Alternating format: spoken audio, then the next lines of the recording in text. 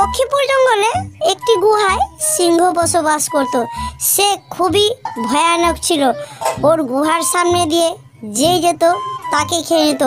জঙ্গলের পশু পাখি সব ধরে খেয়ে শেষ করে দিয়েছে সিংহ। সিংহ বসে বসে ভাবছে, আমি তো সব পশু পাখিকে খেয়ে জঙ্গলের সব শেষ করে দিয়েছি, এবারে আমি কি করে আমার পেট ভরাবো বলো।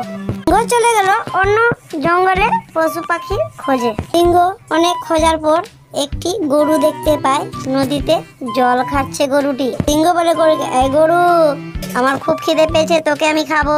গরুটি সিংহর কথা শুনে অবাক হয়ে পড়েছে।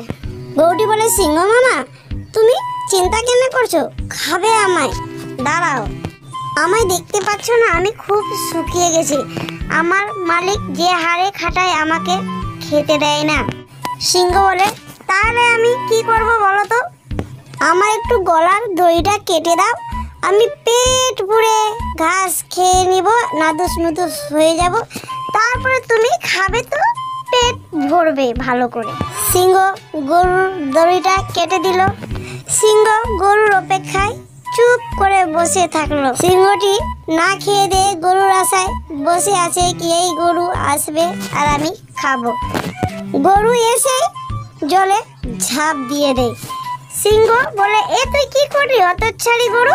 কেন সিংহ মামা, আমি তো জলে নেমেছি, তুমিও জলে নেমে এসে পড়ো আর আমায় খেয়ে নাও। সিংহ জলে ঝাঁপ দিতে কাদায় ফেসে গেছে। সিংহ বলে, হতচ্ছাড়ি গরু, আমি চিন্তায় আছি, আশায় বসে আছি, তোকে খাবো, তুই জলে ঝাঁপ দিয়ে দিলি।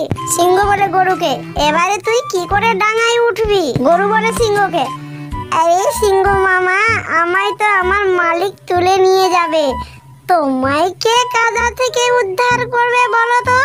তোমাকে তো এখানে পিটিয়ে মারবে, তাহলে কে চালাক কে বোকা হলো?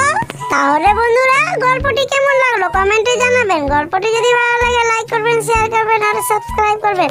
তাহলে দেখা হচ্ছে আরেকটি নতুন গল্পের সাথে।